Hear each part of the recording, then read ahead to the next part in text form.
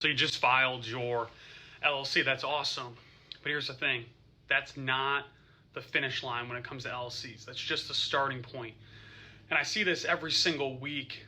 People think, okay, I've got an LLC. I'm protected. I can do whatever I want. And that's just not the case. And if you don't run it right, you lose all the protections of what the LLC sets out.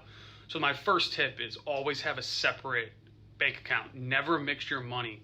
Once you start swiping your business card for personal stuff, you're basically just tearing a hole in your liability protection. Courts call this piercing the veil, and I call it you just made your life significantly harder.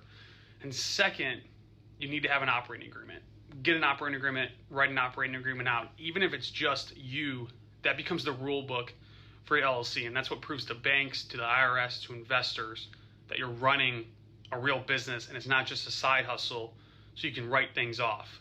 Third, sign everything in your company's name. So don't sign it John Smith. It's always John Smith, member of ABC Holdings, LLC. That one little line separates you as an individual from the LLC and from your business. And finally and lastly, keep records. You don't have to be some major accountant, but you do need receipts, meeting notes, something, because if you ever get sued, you don't want it to look like, oh, your LLC is just you with a different checking account. You need to keep that separation as big as possible. And I'm not trying to scare you to not have an LLC, but I see this every single day. People treat their LLC like a logo instead of a business. So don't do that. Just run it right and it'll protect you and do all the great things that LLCs do.